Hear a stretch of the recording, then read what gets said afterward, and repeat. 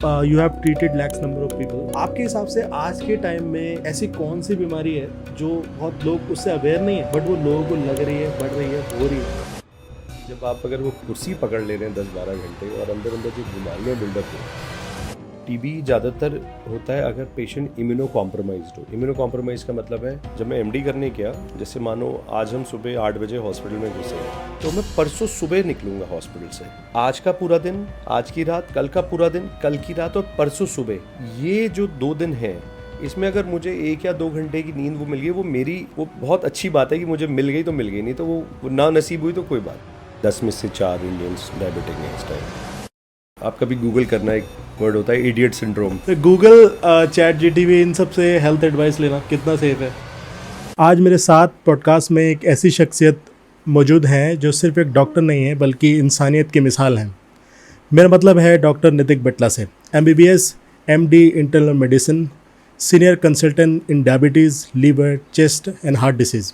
Sir Gangaram जैसे hospital Delhi से काम करने के बाद अब वो हमारे सिटी में अपनी सेवाएं दे रहे हैं। जो लोग हेल्थ केयर में प्रोफेशनलिज्म और इंसानियत दोनों एक साथ देखना चाहते हैं, उनके लिए डॉक्टर साहब एक इंस्पिरेशन है। उनके पेशेंट चाहे अमीर हो या गरीब, उनके लिए सर एक जैसा प्यार, एक जैसी इज़्ज़त से ट्रीट करते हैं। तो चलिए स्वागत करते हैं एक ऐसे डॉक्टर का जो सिर्फ बीमारी नहीं बल्कि दर्द भी समझते हैं, डॉक्टर नितिन बट्टा।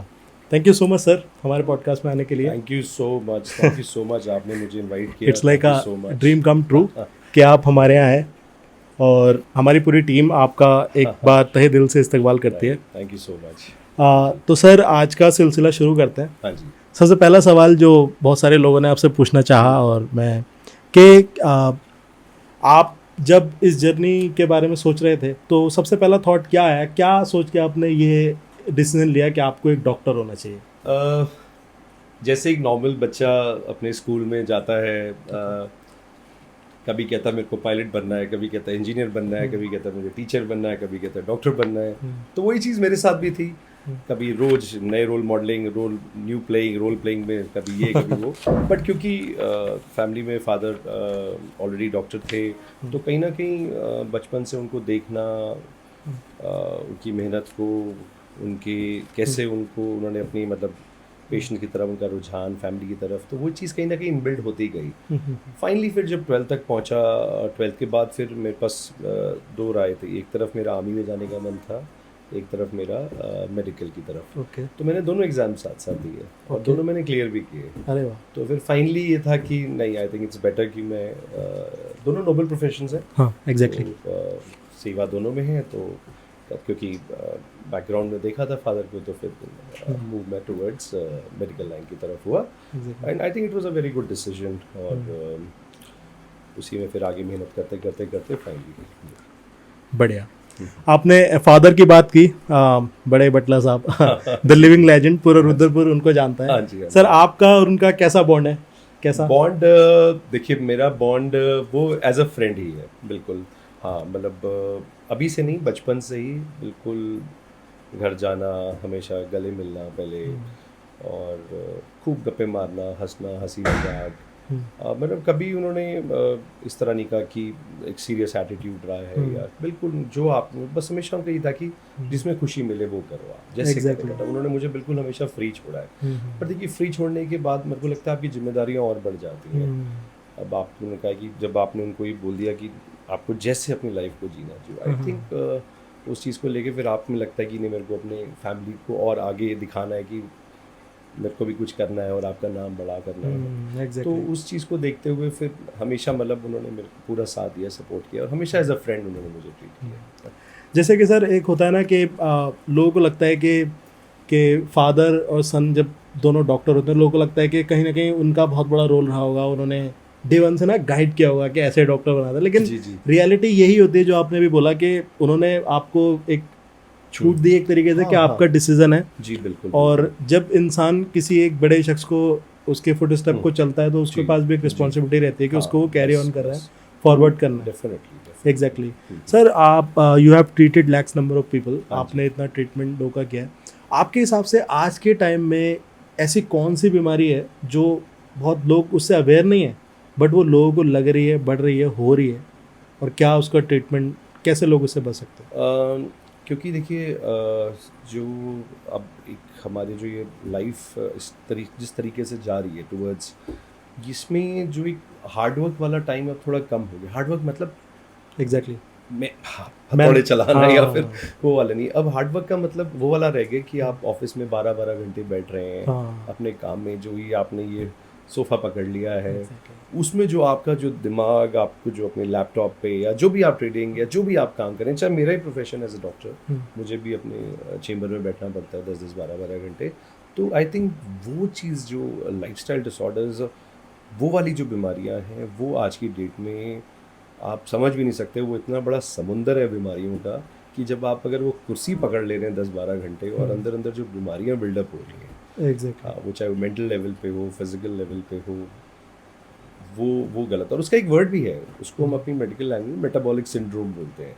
मेटाबॉलिक सिंड्रोम का मतलब है young age, stressful lifestyle. Stressful देखिए उनकी मजबूरी है, उनको काम भी करना है, फैमिली को देखना है, बच्चों को देखना है। उनको ये है कि मैं कैसे बच्चों की फीस भरूँ, मैं अपनी फैमिली के खर्चे कैसे निकालूँ, और मतलब कहीं ना कहीं वो एक स्ट्रेस भी है, काम भी करना है। तो वो चीज़ जो अंदर बिल्ड, उसको पता नहीं लग रहा है, उनको पता नहीं लग रहा है कि अंदर अंदर क्या वो बिल्डअप भाग रहे हैं। हाँ एग्जैक्टली। ये एक बार मैं आपके पास आया था तो हमारी भी इस बारे में बात हुई थी। मैं भी इस तरह की बीमारियां फील नहीं करता था पहले, जी, लेकिन जी, जब आई कम इनटू नाइट हाँ शिफ्ट्स जी, और हाँ हमने ये जी, कंटिन्यू किया तो राइट ये राइट। सब बढ़ता रहा। एक बात जो मैं बोलना चाह रहा था, वो स्क्रिप्ट में कहीं है ही नहीं, बट मुझे लगता है कि मैंने सोचा था कि ये बात मैं आपको ज़रूर बताऊंगा। जब मैं कॉलेज कर रहा था तो रुद्रपुर की उन 7-8 साल में बिल्कुल था नहीं, लेकिन जब मैं वापसी आया कॉलेज से तो वो दौरान एक कोविड के टाइम में मैं वापसी आया। तो जब तक मुझे कुछ पता ही नहीं था कि हाँ क्या चल रहा है, तो वहाँ पे मैंने पहली बार एक नाम सुना, और वो नाम आपका नाम था सर। और लोग उस वक्त में, आपको शायद अवेयर ना हो, हम थे, क्योंकि हम वहाँ लोगों की मदद भी करते थे। जी तो उस वक्त में लोग आपको एक मसीहा की तरह ट्रीट करते थे, क्योंकि मैंने देखा है सर, मैंने I don't want to take names क्योंकि मुझे शायद लेना भी नहीं है, मैंने लोगों डॉक्टर्स को पेट में इंजेक्शन लगाते देखा है सर ड्यूरिंग द कोविड। अगर किसी को सांस की प्रॉब्लम आ रही है, लोगों ने पेट तक में इंजेक्शन लगाए, इस तरीके से ट्रीटमेंट किया है, क्योंकि पहली वेव में लोगों को पता ही नहीं था, आइडिया ही नहीं था कि चल क्या रहा है। तो उस वक्त सर आपका क्या माइंडसेट था? क्योंकि मैंने देखा है आपको किस तरीके से आप पेशेंट एक्सेप्ट करते थे उस टाइम पे, और कितनी जाने आपने बचाई। Heads of sir. उस टाइम ना हमारा जो जहाँ पे वर्क करा था महाराजा अग्रसेन हॉस्पिटल में, बहुत बहुत शुक्रिया महाराजा अग्रसेन हॉस्पिटल का, उन्होंने मुझे बहुत कुछ दिया है। वहाँ पे हमने उनको पूरा कोविड सेंटर में कन्वर्ट कर दिया था। ऑलमोस्ट 150 बेडेड हॉस्पिटल, पूरा कोविड था। और हमने बेधड़क, बिना 2 बार सोचे, वो कहीं से भी आ रहा है, सीधा अपने घर से आ रहा है, किसी दूसरे हॉस्पिटल से चल के आ रहा है, हमें नहीं पता कि हमारे हॉस्पिटल में कितना ऑक्सीजन बचा है, हमें क्या करना है। इसलिए मैं बहुत थैंक यू करता हूँ महाराजा अग्रसेन हॉस्पिटल, क्योंकि उन्होंने मुझे मौका दिया कि मैं बेधड़क पेशेंट देखूँ, और हमने जान लगा दी। हमने नहीं देखा इस पेशेंट का क्या आउटकम आएगा, और पेशेंट ने बहुत सपोर्ट किया। उन्होंने कहा डॉक्टर साहब आप करिए, और बहुत बहुत मतलब, और आज भी इतना मतलब दिल से खुशी है कि शायद अगर मैं उस टाइम का डेटा काउंट करो तो शायद हो सकता है हमने 10,000 से ज़्यादा पेशेंट्स देखे और एडमिट किए थे। और अब इस पूरे में एक बेस्ट बात देखिए सर, आपसे मतलब आप, अल्लाह ने, भगवान ने कितना बड़ा काम लिया। जी जी, बिकॉज आप तो डॉक्टर, तो आप पूरी लाइफ सर्व करने वाले हो, लेकिन उस टाइम पे जो आपने लोगों को किया, सही में वो हमारे लिए भी बहुत अच्छा हमें अपॉर्चुनिटी और मौका दिया अल्लाह ने, भगवान ने, और उस चीज़ को हमने पूरा निभाया। Exactly sir. फैटी लीवर क्या होता है ये, और किस तरीके से ये प्रॉब्लम बढ़ती जा रही है? क्या इसकी? फैटी लीवर जैसे मोटापा है, आपके शरीर का जो फैट है वो पेट पे है, उसे मोटापा बोल देते हैं। अगर वही फैट अगर उससे ज़्यादा जमने लग जाए तो वो शरीर के दूसरे अंगों पे जमता है। सबसे ज़्यादा जो फैट है वो लीवर पे डिपॉजिट होता है। लीवर पे जब फैट डिपॉजिट होता है तो लीवर की काम करने की क्षमता पे असर आता है, जिससे उसके असर बाकी शरीर के अंगों पे या आपके मतलब बॉडी लाइफस्टाइल पे और आपकी हेल्थ पे उसके असर दिखते हैं फैटी लीवर के। फैटी लिवर कंटिन्यू अगर नज़रअंदाज कर दिया जाता है तो फिर वो आगे जाके और भी बीमारियों को बढ़ावा दे सकता है, डायरेक्टली इनडायरेक्टली ब्लड प्रेशर को भी, डायबिटीज़ को भी। और लिवर क्योंकि ख़राब होता है तो फिर उसके साथ और भी इफ़ेक्ट्स आते हैं। ठीक है। अस्थमा और एलर्जी में क्या फ़र्क होता है सर? अस्थमा और एलर्जी में ये फ़र्क है कि जो एलर्जी है वो आपको ज़्यादातर कुछ चीज़ों से होती है, कुछ भी हो सकता है मेरी एलर्जी का कारण आपकी एलर्जी से अलग हो, एग्जैक्टली। किसी को धूल मिट्टी से है, किसी को किसी और चीज़ से है। अस्थमा होता है कि आपकी सांस की नली जो है वो किसी कारण से सिकुड़ जाती है, चाहे वो मौसम बदलने से, शहर बदलने से, खाना बदलने से। हालांकि सिम्टम्स कुछ हद तक मिलते जुलते होते हैं, सांस फूलना, पर अस्थमा और एलर्जी में कुछ ट्रीटमेंट सेम रहता है पर काफ़ी कुछ अलग रहता है, जैसे इनहेलर्स से लेके वैक्सीन से लेके। ज़्यादा अगर खांसी हो सर तो टीबी का डाउट करना जी। चाहिए, और कब इंसान को ये रियलाइजेशन होना चाहिए कि अब हाँ उसको टीबी ही है? देखिए, टीबी ऐसे नहीं होता है, आपको समझना पड़ेगा। हम्म। टीबी ज़्यादातर होता है अगर पेशेंट इम्यूनो कॉम्प्रोमाइज्ड हो। इम्यूनो कॉम्प्रोमाइज़ का मतलब है या तो पेशेंट पहले से किसी चीज़ से बीमार हो, जैसे डायबिटीज़ से, या फिर उनको ऑलरेडी कोई ऐसे पहले से कोई ट्रीटमेंट चल रहा हो, चाहे वो लिवर का या किसी भी चीज़ का, जिससे उनकी इम्यूनिटी या रोगों से लड़ने की क्षमता कम रहती है, उनमें टीबी होने के चांसेस ज़्यादा रहते हैं। जो लोग मेलनरिश्ड हैं, कुपोषण के हैं, उनका खाना पीना अच्छा नहीं है, या कुछ लोग जिनका काम ऐसा है कि उनको उसमें रहना पड़ता है भीड़ भड़ाके में, तो टीबी के जो लक्षण होते हैं वो क्लासिकल जो हम मान के चलते हैं, उसमें खांसी बहुत लंबे समय से ठीक ना होना, रोज़ बुखार आना, बुखार किसी भी दवाइयों से ना जाना, वजन बहुत घट जाना, खाना बहुत हट जाना, ये सब लक्षण और एड ऑन होते हैं टीबी की जो खांसी होती है। नॉर्मल खांसी में यूजली नहीं होता है ये। सर किसी भी शख्स को डॉक्टर बनने के लिए क्या करना पड़ेगा? डॉक्टर बनने के लिए देखिए, मैं तो समझता हूँ, देखिए हर प्रोफेशन अगर आप अपने दिल से करें और आपको जिसमें खुशी मिले, तो वो हर प्रोफेशन अच्छा है। ठीक है। तो डॉक्टर बनने के लिए, हाँ देखिए, डॉक्टर बनने या जो भी इस रिलेटेड प्रोफेशंस होते हैं उसमें एक बहुत इंपॉर्टेंट वर्ड है कंसिस्टेंसी। आपको कंसिस्टेंट होना है, चाहे आप 12th के बाद अपनी पढ़ाई में कंसिस्टेंट हैं, 12th जब आप अपना डॉक्टर बन जाते हैं उसके बाद आपका जो पेशेंट की तरफ डेडिकेशन है वो कंसिस्टेंट होना चाहिए। अगर आप 30 साल में डॉक्टर बन के आते हैं, आप ये नहीं कहेंगे यार आज मैं 45 साल का हो गया हूँ, अब मैं थक गया हूँ। एग्जैक्टली। तो अगर आपकी कंसिस्टेंसी है, आपको फिर पूरा डेडिकेशन से देना है। आपके जो भी 20 जो भी होता है ना वर्किंग ईयर्स होते हैं 20-25 साल के, वो आपको पूरा डेडिकेशन के साथ देना है। और आपको उस सोच से ही आना है कि अगर आप इस प्रोफेशन में आ गए हो तो आपकी पर्सनल लाइफ फिर बैक सीट पे आ जाएगी। आप ये नहीं कह सकते यार मैंने आज 12 घंटे काम कर लिया अब मैं नहीं देखूंगा, क्योंकि आप अपनी मर्जी से आए हो। आपने किसी को डाला नहीं, आप अपनी चॉइस से आए हो, तो आपके पास ये नहीं कह सकते नहीं अब मेरा आज का दिन हो गया। अगर इमरजेंसी है तो है, वो अलग बात है। अगर आपके भी घर में कोई इमरजेंसी है, आपको उनको कैसे मैनेज करना है, बट वो आपको जाना पड़ेगा। ये बड़ी अच्छी बात कही सर। जो जैसे लोग नॉर्मल जॉब्स करते हैं तो वो क्या करते हैं, वो तो अपनी तो 5 to 7 कर ही रहे हैं वो, या 5 to 10 कर ही रहे हैं, बट साथ साथ बड़े एग्जाम्पल देते हैं एकदम से फट से डॉक्टर का कि अरे डॉक्टर का तो ये है वो है, लेकिन वो ज़रा से खुद से वर्क लाइफ बैलेंस उनका मेंटेन नहीं होता तो एकदम डिस्टर्ब हो जाते हैं। और एग्जाम्पल दे देते हैं डॉक्टर्स का कि अरे डॉक्टर्स का तो ठीक है बढ़िया है करके, तो उनको शायद ये नहीं पता कि कितनी सेक्रीफाइसेस देने पड़ते हैं। हाँ देखिए, वो चीज़ मैं, बल्कि ये कई बार ऐसा सवाल आया भी है मेरे सामने भी कई लोगों ने, तो मैं उनको ये बोलता हूँ कि आप कुछ मत करिए, आप एक दिन मुझे दीजिए, मैं आपको अपनी ओपीडी में एक चेयर दूंगा, आप मेरे साथ बस मेरे 12 घंटे आप मेरे साथ बैठिए, आप देखिए। मैं ये नहीं कर रहा हूँ कि हम कुछ अलग कर रहे हैं, बस मैं कि मेरे को अच्छा लग रहा है और मैं कर रहा हूँ, और मैं कोई थका हुआ नहीं हूँ। मैं तो जो आपको मेरे चेहरे पे खुशी शायद 9:30 बजे मिलेगी, रात के 10:30 बजे मिलेगी, क्योंकि मुझे अच्छा लग रहा है। exactly. और मुझे खुशी मिल रही है, तो मेरे को किसी चीज़ का गम नहीं है। मैं कहूँगा अरे आज मैं थक गया, ऐसा कुछ नहीं। और अगर दूसरों को लग रहा है कि ये बहुत अच्छा करे, उनको हमारी मेहनत देखनी चाहिए, और किसी भी प्रोफेशन में देखनी चाहिए। सर क्या हार्डशिप्स रहती हैं, जैसे कि आप ड्यूरिंग द प्रैक्टिस जब आप थे, आप डॉक्टर बन रहे थे, सबसे ज़्यादा क्या कठिनाइयाँ रहती हैं उस टाइम पे? आपकी जब ट्रेनिंग होती है वो एक आर्मी पर्सनल की तरह होती है। जैसे जब मैं एमडी करने गया, जैसे मानो आज हम सुबह 8 बजे हॉस्पिटल में घुसे हैं, तो मैं परसों सुबह निकलूँगा हॉस्पिटल से। मतलब वो मेरे को आज का पूरा दिन, आज की रात, कल का पूरा दिन, कल की रात और परसों सुबह, ये जो 2 दिन हैं, इसमें अगर मुझे 1 या 2 घंटे की नींद वो मिल गई, वो मेरी मतलब वो बहुत अच्छी बात है कि मुझे मिल गई तो मिल गई, नहीं तो वो ना नसीब हुई तो कोई बात नहीं। मतलब एक प्रॉपर आर्मी पर्सनल की तरह ट्रेनिंग होती है कि आपको 48 घंटे में ओपीडी से लेके, इमरजेंसी से लेके, जो एडमिट पेशेंट से लेके, आईसीयू से लेके, प्रोसीजर्स करने से लेके सब कुछ आपको करना है, तो जिससे कि आप जब एक्चुअल में अपनी प्रोफेशनल लाइफ बाद में जाते हैं, क्योंकि आप इतना कुछ कर चुके होते हैं, तो आप जब अपने रूटीन करते हैं तो शायद ये मुझे अब कम लगता है जो मैं पहले कर चुका हूँ। वो उस तरीके से ट्रेन कर देते हाँ, उस तरीके से आप ट्रेंड हैं बिल्कुल। तो इसलिए मुझे नहीं लगता, अगर मानो मैं अगर इनफैक्ट मेरी एवरेज वर्किंग अगर देखिए तो शायद 12 से 14 घंटे है, तो मुझे कोई लगता नहीं है, क्योंकि हम ट्रेंड हैं इस चीज़ के लिए and I M okay with that, इसमें कोई दिक्कत नहीं है। मेंटली वो आपको उस तरह से पहले हाँ, आप प्रिपेयर्ड हैं उस चीज़ के लिए। हाँ बिल्कुल। ठीक है सर। कभी मतलब जैसे हर किसी की एक खुशी होती है, फॉर एग्जांपल जैसे कि हम ये जैसे कर रहे हैं, तो हम यहाँ पे भी अपना कुछ ना कुछ अपना एंटरटेनमेंट निकाल लेते हैं। हाँ। तो आपकी में ऐसा कुछ होता है कि आप अपने आप को सेल्फ हैप्पीनेस के लिए क्या करते हैं सर आप? बस पेशेंट से मजाक कर लेना, थोड़ा हंसी कर लेना।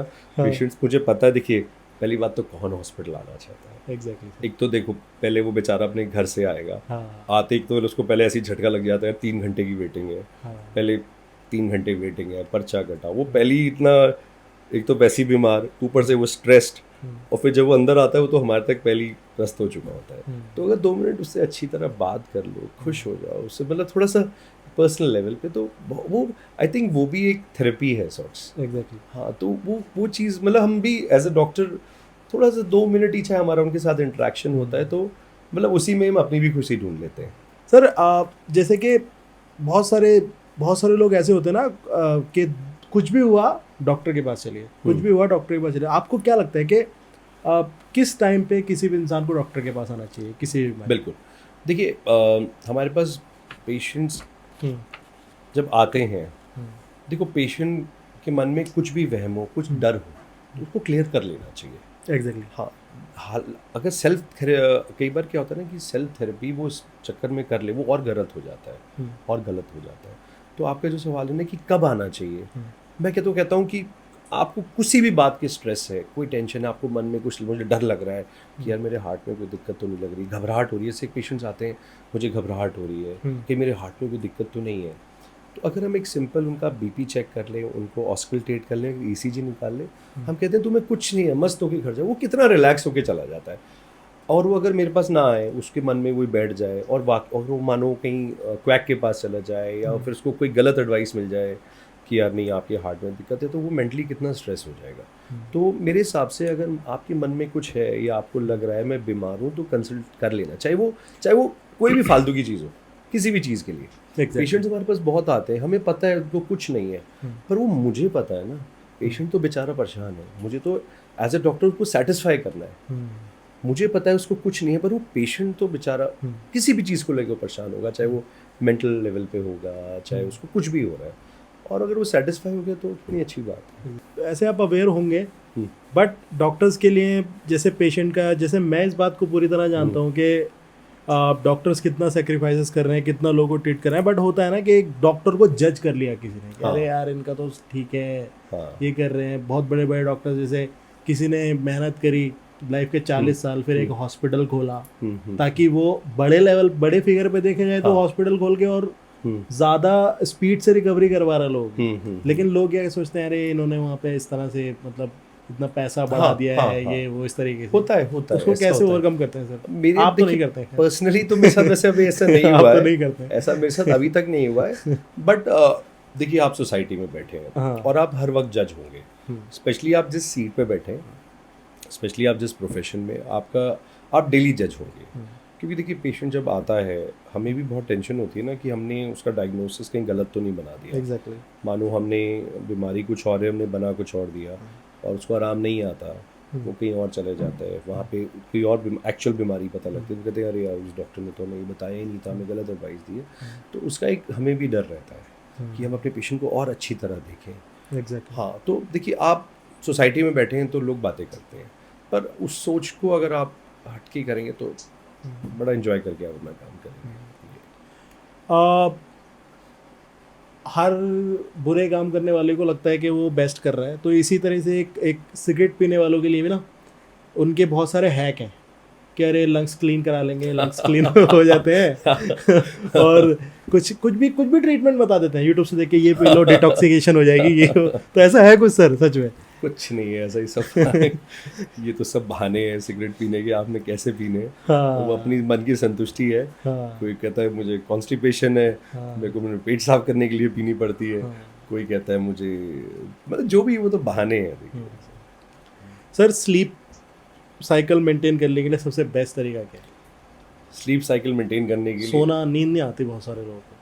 बढ़िया करके 10-12 घंटे मेहनत करो, हम्म, बढ़िया करके जो भी आप प्रोफेशन में हो दिल से खुश होके करो, अपने फैमिली को टाइम दो, अच्छा खाना खाओ, 45 मिनट्स का वर्कआउट करो, 7 घंटे की अपने आप नींद आ जाएगी। नींद आएगी, एग्जैक्टली। वर्कआउट और डेली जो हमारा चलना फिरना, एक्सरसाइज करना, ये सब कितना ज़रूरी है कोलेस्ट्रॉल के लिए, हार्ट बहुत डिसीज से ज़रूरी है। बचने के देखिए लिए? प्रोफेशनली आप जब बिजी हो जाते हो, वर्कआउट का टाइम नहीं मिलता, तो ऐसा नहीं है। आप अपने ऑफिस में भी बैठ के कुछ ऐसे एक्सरसाइजेस कर सकते हो जो बैठे बैठे, या मतलब अपने काम में भी, जैसे हम कहते हैं कि आप अपने ऑफिस में अगर आप बैठे हो कुर्सी में 20 मिनट से ज़्यादा मत बैठो, उठ जाओ, खड़े हो जाओ, थोड़ा चलते रहो, कुछ ना कुछ करते रहो, मतलब एक्टिविटी रहनी चाहिए। बहुत सारे डॉक्टर्स उन्होंने अपनी टेबल, इनफैक्ट चेंबर से कुर्सियाँ हटा रखी हैं, हाँ। वो सारा दिन खड़े होकर देखते हैं। तो मतलब कहीं ना कहीं आपको अपनी तरीके से उसको ना टेलर करना पड़ेगा कि आपके लिए क्या बेस्ट सूट करता है। थका थका क्यों आजकल इंसान फील करने लगा? हाँ, ये भी एक बहुत बड़ा वो है ना। थका थका देखो, लैक ऑफ स्लीप, हाँ, नींद पूरी ना लेना। ठीक है। ज़्यादातर आप इंडोर अगर ज़्यादा रहते हैं वो भी गलत है।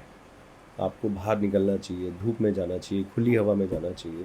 तो वो भी एक बहुत बड़ा कारण है कहीं ना कहीं थकान फील करने का। अब मैं एक ऐसा वर्ड लेने जा रहा हूँ आपके सामने जो आप दिन भर में कोई 200-300 बार सुनते होंगे। डायबिटीज़। हाँ, डायबिटीज़ क्या है सर, कैसे होती है, कैसे मतलब कंट्रोल की जा सकती है? डायबिटीज़ देखिए, वर्ल्ड में नंबर 1 जो डायबिटीज़ जो पेशेंट्स है डायबिटीज़ के, वो इंडिया में है। तो ये तो आपको समझना पड़ेगा कि 10 में से 4 इंडियंस डायबिटिक हैं इस टाइम। और डायबिटीज़ एक ऐसी प्रॉब्लम है जो मैं समझता हूँ कि लोग अवेयर तो हैं, बट उसको कभी सीरियसली स्टार्टिंग में नहीं लेते हैं। एग्जैक्टली। इनफैक्ट जब यंग लोगों में डायबिटीज़ डायग्नोस होती है, पहली बात तो है कि वो रियलाइज़ ही नहीं कर रहे उनको डायबिटीज़ है, क्योंकि उनको लक्षण नहीं है, उनको अभी उनके लक्षण अभी आ नहीं रहे हैं बॉडी में, उनको उसके इफ़ेक्ट्स दिख नहीं रहे हैं। अब आप बचपन से कोई आदमी है, उसको देखिए मीठा हम ही खा लेते हैं, वो भी मीठा खा रहा है, ऐसा भी नहीं कि बहुत ज़्यादा खा रहा है। अगर सारा दिन मेहनत कर रहा है, अगर थोड़ा बहुत उसने दिन में अगर हल्की सी रसगुल्ला खा लिया या चावल खा लिए, या फिर उसको अगर हम सीधा ही कह दें कि तुम्हें अभी कभी कुछ नहीं खाना है, तो वो 30 साल का लड़का कहेगा यार डॉक्टर साहब मैं मेहनत कर रहा हूँ दिन भर, अगर इतना खा लिया तो क्या कर दिया। एग्जैक्टली। तो एक तो रियलाइज़ कराना कि यार डायबिटीज़ हो गई है, अब आप इसके लिए चेंज करना पड़ेगा। पहला तो रियलाइजेशन, तो वो नहीं आता। दूसरा, वो फिर ऑल्टरनेटिव थेरेपी के जाते हैं कि दवाई लग जाएगी, दवाई लग जाएगी, तो वो ऑल्टरनेटिव थेरेपी में जाता है। वो फिर कहीं जैसे होता है कि कोई चूरन ले लिया, या फिर मतलब कुछ ना कुछ वो तरीका ढूंढता है कि दवाई ना खा के मैं ये खा लूँ, चाहे उस चूरन में चाहे वो डायबिटीज़ की दवाई मिक्स हो। तो रियलाइजेशन, उसके बाद नेग्लेक्ट, तो ये 2 चीज़ें अगर काउंटर हो जाए, और जो अपने आप को हेल्थ में वो कितना ठीक कर सकता है, कितना और वर्कआउट कर सकता है, वो नहीं करता। क्या क्या खाना चाहिए सर डायबिटीज़ में किसी इंसान को डेली लाइफ में? डायबिटीज़ में देखिए ऐसा भी नहीं कि नेचुरल हम, शुगर ले लेते हैं? हाँ जी, नेचुरल शुगर जो फ्रूट से आती है डायबिटीज़ में? हाँ, ऐसा नहीं है, एक फ्रूट पर डे जरूर लेना चाहिए। डायबिटीज़ में देखिए खाना बस कोई तरीके से खाना है। जैसे आटा है तो हम कहते हैं मल्टीग्रेन स्टार्ट कर लीजिए, गेहूँ मीठे में आ जाती है। चावल लेना है तो थोड़ा ब्राउन राइस ले सकते हैं। Brown rice. हाँ, और जो फ्रूट है हम कहते हैं कि 100 से 150 ग्राम में आप पपीता, सेब, अमरूद ले सकते हैं। एग्जैक्टली। हाँ, ये डायबिटीज़ में हम इनफैक्ट 1 फ्रूट अ डे जरूर कहते हैं कि आपको ले लेना चाहिए। सर एक सवाल आता है ख़ासतौर पे रमज़ान फास्टिंग के टाइम पे। हाँ जी, एक तरीके की इंटरमिटेड डाइटिंग ही होती है ना, 15-16 घंटे। तो डायबिटिक जो पेशेंट होता है वो रख सकता है रोज़ा हाँ, या फास्ट? ये एक चैलेंज है, मैं समझ चैलेंज सकता हूँ, बिकॉज फास्ट भी रखना है और ऊपर डायबिटिक्स में, डायबिटीज़ में तो देखिए ये बोला जाता है कि थोड़ा थोड़ा करके खाते रहना चाहिए, ज़्यादा खाली पेट नहीं रहना चाहिए। तो देखिए मैं ये कहूँगा कि जो यंग डायबिटिक्स हैं, रमज़ान में या जिनकी शुगर लगभग कंट्रोल रहती है, वो तो रख सकते हैं। बट देखिए जिनकी शुगर वाकई बहुत ज़्यादा हाई है, या जिनको शुगर की वजह से किडनी पे इफेक्ट है, हार्ट पे इफेक्ट है, तो उनकी शुगर हाई या लो होने के खतरे बहुत हैं। ठीक है। तो वो कुछ ऐसा एडजस्ट कर लें कि मुझे लगता है कि बिल्कुल बिल्कुल। बेटर रहेगा। सर एक चीज़ का जवाब मैं आपसे ज़रूर चाहूँगा, क्योंकि मैंने अब बहुत लोगों की अपनी आंखों के सामने जान जाती देखी है, मैं उस सोसाइटी से आता हूँ और इस तरीके के एग्जाम्पल, क्योंकि मैं लोगों में थोड़ा जी। बहुत घूमता रहता हूँ ना थोड़ा, तो जैसा कि हो गया ना, आपने एक एग्जाम्पल दिया अभी कि कहीं से चूरन खा लिया, होता है ना कि आप शायद ना अवेयर हो, लेकिन जैसे कि आपसे दवाई ली, ट्रीटमेंट चल रहा है, इंसान ठीक भी हो रहा है, फिर सडनली रिश्तेदार में एक आदमी आया, बस अरे फला जगह पे ना एक वो बैठ रहे हैं बिल्कुल सही कह रहे हैं, बाबा, बिल्कुल सही, उनको दिखा दो, बिल्कुल सही कह रहे हैं, बिल्कुल फला सही पे कह वो रहे हैं, गए थे बिल्कुल और सही एकदम कह सही हो गया रहे हैं, है, बिल्कुल सही कह रहे और जेनुअनली मैंने लोगों की डेथ होते देखे हैं, सर। बिल्कुल सही कह रहे हैं। ऐसे लोगों के लिए आपका क्या मैसेज है? देखिए, जब पेशेंट हमारे पास आता है ओपीडी में हम पूरा समझाते हैं, पर हमें पता ही जब ये पेशेंट दरवाजे से बाहर चला गया तो वो अब अपने पे है, वो अब उन क्योंकि 100 लोगों से मिलना होता है तो राय बहुत मिलती हैं। एग्जैक्टली। मैं यही कहूँगा, देखिए जो जिसका प्रोफेशन है आप उनकी राय लीजिए। मैं अपनी बात नहीं कर रहा हूँ, डॉक्टर के अलावा भी आपको कपड़े सिलवाने आप टेलर से ही तो सिलवाएंगे। आपको अगर मानो कुछ रेस्टोरेंट में जा रहे हैं तो खाना भी किसी अच्छे कुक से ही बनवाएंगे। एग्जैक्टली। तो ऐसी जो जिसका काम है आप उनसे करिए। अगर अब मैं एक डॉक्टर बैठ के वहाँ पे एडवाइस देने लग जाऊँ, यार देखो फलां स्कूटर का ये पार्ट ख़राब है, ज़रा यार ऐसे ठीक कराओ, या फिर आप इनसे ऐसे, तो वो तो गलत हो गया ना। तो देखिए, क्योंकि हमने पढ़ाई की, अगर हमने अपने 15 साल लाइफ के पूरी डेडिकेशन के साथ दिए हैं मेडिकल की पढ़ाई के लिए, तो आपको एडवाइस भी हम जेन्युइन देंगे। तो इन चक्करों में मत पड़ो, ये गलत है और ये शॉर्टकट्स हो गए हैं। देखिए, मैं समझता हूँ कि ठीक है आपकी मजबूरियाँ हैं, आपको लग रहा है कि आप पे फाइनेंशियल स्ट्रेस पड़ रहा है दवाइयों का, तो वो उसको हम अलग तरीके से डील कर सकते हैं। अब तो सरकार इतना कुछ कर रही है, सरकारी तो लेवल पे कितनी अच्छी अच्छी दवाइयाँ मिलती हैं, आप सरकारी अस्पताल से लीजिए, आयुष्मान है, जन औषधि है, कितना कुछ आ गया।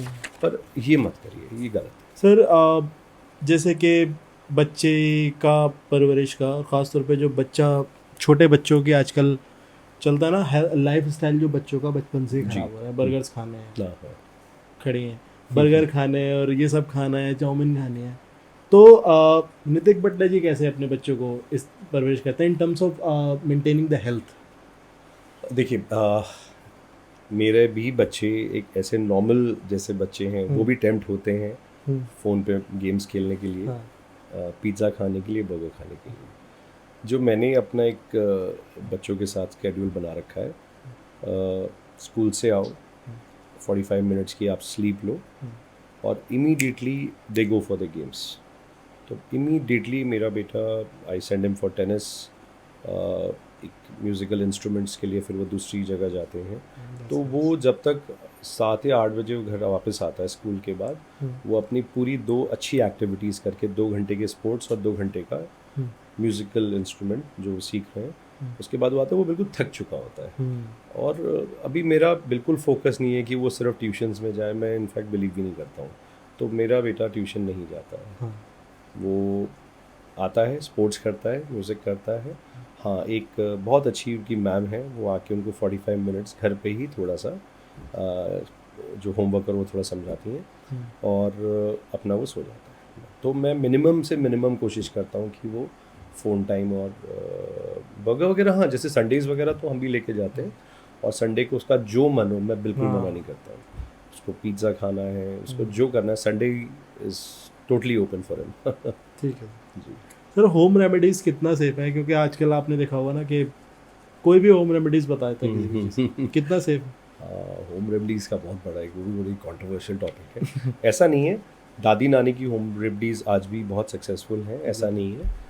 और बहुत चीज़ों में हम कहते हैं नहीं, आप बिल्कुल कर सकते हैं होम रेमेडीज़, और पर एक हद तक मतलब आप चाहते हैं कि आपका फेस ग्लो करे, उसके लिए जो घर में शहद और वहाँ तक तो चलो ठीक है, बट अगर आप अपना किडनी और हार्ट और उन सबको होम रेमेडीज़ ठीक करने आगे, वो गलत है। ठीक है सर। तो गूगल, चैट जीटीवी, इन सब से हेल्थ एडवाइस लेना कितना सेफ है?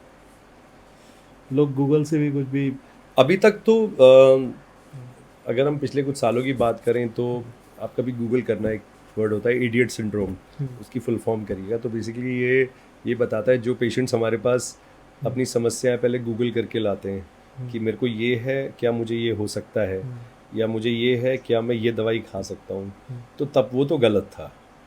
तो वो तो डेफिनेटली नो है। हाँ, बट चैट जीपीटी और एआई की बात करें तो चीज़ें तो देखिए बदलेंगी, और कुछ हद तक मैं भी आने वाले समय में एआई को सपोर्ट करूँगा, बिकॉज चैट जीपीटी और एआई में जिस लेवल पे मुझे लग रहा है कि मेडिकल एडवांस करेगा, आई थिंक हम उसको नज़रअंदाज नहीं कर सकते हैं।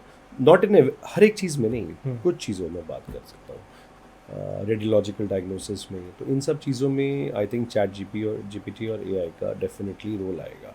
हाँ, एक clinical sense, clinical acumen, doctor की अपनी स्किल, अपना एक्सपीरियंस वो ऐड ऑन करना पड़ेगा, उसको नहीं नज़रअंदाज कर सकते।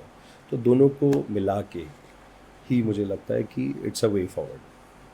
एक शख्स जब इतनी मेहनत करके, इतने सेक्रीफाइसेस करके जब डॉक्टर जैसा बड़ा मुकाम हासिल करता है, उसके बाद अपनी सर्विसेज भी देना शुरू कर देता है, तो क्या उसकी जो सीखने की जो एक टाइमलाइन होती है वो ख़त्म हो जाती है, या ज़िंदगी भर वो नहीं, अरे इनफैक्ट अगर सीखने की टाइमलाइन ख़त्म हो गई तो आप डॉक्टर हो ही नहीं। हाँ, मतलब आपको तो ग्रो करते रहना है, कोई हर दिन आपको लर्न करना है, हर दिन लर्न करना है आपको। रेगुलर रीडिंग करनी चाहिए, अपडेट्स हमारे पास, इनफैक्ट हमारे पास बुक्स, हम हर तीसरे चौथे महीने बुक्स हम भी ख़रीदते हैं, हमारे पास आती हैं जिनको हम रेगुलरली पढ़ते हैं अपने टाइम में। सिंपल, चाहे अगर मैं रात के सोने से 20 मिनट या आधा घंटा भी पढ़ लूँ तो मुझे काफ़ी अपडेशन मिलता है। फिर हमारी CMEs होती हैं, कॉन्फ्रेंसेस होती हैं जो मैं अटेंड करनी पड़ती हैं, और इनफैक्ट कई कॉन्फ्रेंसेस तो हमारी कंपलसरी हैं जो हमें साल में इतनी करनी ही करनी है अटेंड। तो आपको रेगुलर अपडेट होना है, इनफैक्ट ये होना भी है और ये हमारे लिए कंपलसरी भी है। तो हमारी continue CMEs, continue medical education, ये हमारा जब आप प्रैक्टिस करते हैं उसके बाद का ये हमारा कंपलसरी प्रोग्राम है कि हमें इतने साल में इतनी CMEs, continue medical education attend करनी है।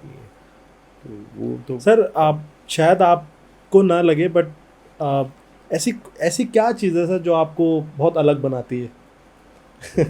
अच्छा, मुझे नहीं पता। आई थिंक मैं तो एक नॉर्मल जैसे, मुझे तो लगता है जैसे एक नॉर्मल होना चाहिए इंसान को, चाहे जैसे आई थिंक मेरे को भी ऐसे, मैं भी वैसे ही हूँ, अलग तो यही चीज़ अलग बनाई थी आपको सर। हेल्थ केयर इंडस्ट्री में डॉक्टर नितिन बटले का आगे क्या विजन है?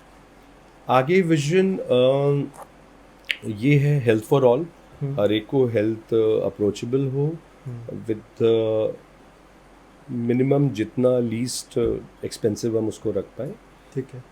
उस हिसाब से रखें कि एक बैलेंस बना रहे कि हॉस्पिटल भी चलता रहे और पेशेंट्स को भी केयर मिलती रहे, क्योंकि देखिए हॉस्पिटल को भी अपडेट करना पड़ता है, इक्विपमेंट से लेके सब कुछ, तो एक बैलेंस बना रहे कि पेशेंट पे भी मिनिमम लोड आए और हॉस्पिटल में हम उनको बेस्ट सर्विसेज दे पाए।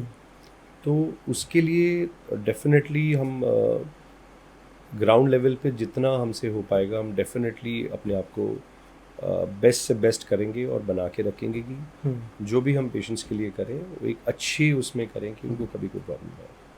सर, आपने तो देखा ही होगा बहुत सारे जो पेशेंट होते हैं ना, जैसे फॉर एग्जांपल कोई नॉर्मल बीमारी से कोई इंसान एडमिट हो रहा है हॉस्पिटल में, तो वो क्या होता है ना, वो मेंटली एकदम हारते हैं सबसे पहले कि बहुत बीमार अपने आप को मान के। तो पेशेंट्स को मेंटली स्ट्रांग कैसे रखते हैं? बहुत ज़रूरी है, क्योंकि देखिए पेशेंट तो बेचारा आगे पड़ गया बिस्तर पे, वो तो हमें उनको हाँ मतलब डायग्नोस करना है कि देखिए ये इस चीज़ के लिए आया है, और अगर हमें लगता है कि कुछ नहीं तो हम बिल्कुल उसको मेंटली सेटिस्फाई करके ही भेजना ज़रूरी है। जब तक वो सेटिस्फाइड नहीं होगा वो घर जाके भी वो रहेगा यार मुझे कुछ है, मुझे कुछ हो रहा है, कुछ भी, तो उसको सेटिस्फाई करना। अगर जेन्युइन कोई बीमारी है उसको टाइमली डायग्नोस करो और बताओ, फैमिली के साथ डिस्कस करो और उसको कैसे आगे मूव फॉरवर्ड करना है उस ट्रीटमेंट को लेके वैसे करो। और अगर कुछ और इश्यूज़ हैं तो मतलब जो भी है आपको टाइमली डायग्नोस भी करना है और टाइमली फैमिली के साथ बैठ के डिस्कस भी करना है। सर, जैसे बर्न के केस, पॉइजन के केस, मैंने देखा है कि बहुत सारे लोग आपके यहाँ से एकदम हाँ जी ट्रीट होके निकले। तो क्या आपका माइंडसेट रहता है जब इस तरह के पेशेंट को आप एकदम एक्सेप्ट करते हैं और उनको फिर ट्रीट भी करते हैं? क्योंकि वहाँ पे ना मेरे को ऐसा लगता है कि एक डॉक्टर का ही डिसीजन है जो मैटर करता है। कुछ ही टाइम होता है इंसान के पास और वहाँ डॉक्टर ने बोल दिया कि नहीं तो नहीं। जी बिल्कुल। और वहाँ पे मैंने लोगों को एक्सेप्ट होते देखा है, वहाँ से चलते फिरते आते देखा है अपनी आंखों के सामने। मैं ऐसे लोगों को जानता हूँ। कोई केस याद है आपको जो बिल्कुल वर्स्ट केस आपको लिया? हाँ बिल्कुल। देखिए अभी कुछ टाइम पहले ही आए थे, एक there was a couple, married couple थे, रिलेशनशिप में थे, उन्होंने नाबालिग भी थे, इनफैक्ट हमने पुलिस को इन्फॉर्म भी किया था। हाँ, तो उसमें लड़का बच गया था, बट अनफॉर्चुनेटली लड़की नहीं बच पाई थी। ओके। सो पॉइंट ये है कि देखिए मेडिको लीगल इश्यूज होते हैं, तो इसमें थोड़ा सा कई बार हॉस्पिटल्स या डॉक्टर्स हिचकिचाते हैं कि कोई मेडिकल एस्पेक्ट्स की वजह से, बट मुझे लगता है अगर कोई भी पेशेंट आपके पास आया है तो एटलीस्ट उसको प्राइमरी फर्स्ट एड मिलना चाहिए।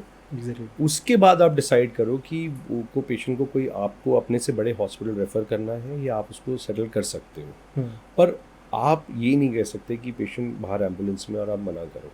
एक बार ही आपको उनको देना ही पड़ेगा, और विद इन 15 मिनट्स पेशेंट का आपको पता लग जाता है कि ये पेशेंट किस डायरेक्शन में जाएगा। कैन पेशेंट स्टेबलाइज हो सकता है या फिर इस पेशेंट को कोई बड़े हाई वेंटिलेटरी सपोर्ट या आईसीयू की केयर पड़ेगी। पर फर्स्ट एड देना इज़ इम्पॉर्टेंट, तो आप उसी में समझ जाते हो। इसलिए 80% तो हमारे पेशेंट्स इसीलिए हम बचा पाए। ठीक है सर, वो आपका कैमरा है और आप अनफिल्टर्ड आवाज़ में आ जाए हैं, कैसा एक्सपीरियंस था आपका? लोगों को क्या कहना चाहते हैं, क्या मैसेज देना चाहते हैं? Thank you so much, thank you to you. आपका इतना ब्यूटीफुल स्टूडियो, और बहुत अच्छा लगा। इनफैक्ट एक बड़े पर्सनल लेवल पे बात हुई जी। हॉस्पिटल में, तो फिर वो 2 मिनट में कितनी बात कर जी। लो, तो बड़ा अच्छा लगा, बहुत अच्छा लगा। And you are doing a great job.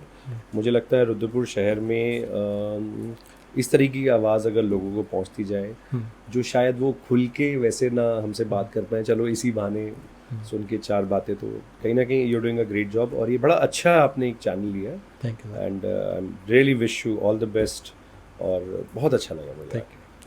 वो अलग बात है, खामोश खड़े रहते हैं, फिर भी जो लोग बड़े हैं वो बड़े रहते हैं। ये थे डॉक्टर नितिन बटला, हमारे शहर की viral sensation in terms of health care industry. लोगों के मसीहा भी हैं, लोग हर छोटी बड़ी चीज़ में इनको याद रखना चाहते हैं, याद करते हैं। और हम भी बहुत लकी हैं जो हमने जो स्टार्टिंग के कुछ लोग शॉर्टलिस्ट किए थे, उसमें सर एक आपका नाम था, मैं आपको बता दूं, और आज वो फाइनली पूरा हो पाया। तो एक बार फिर से बहुत बहुत शुक्रिया सर हमारे शो में आने का। Thank you so much for inviting me, thank you so much. Photo ले लो।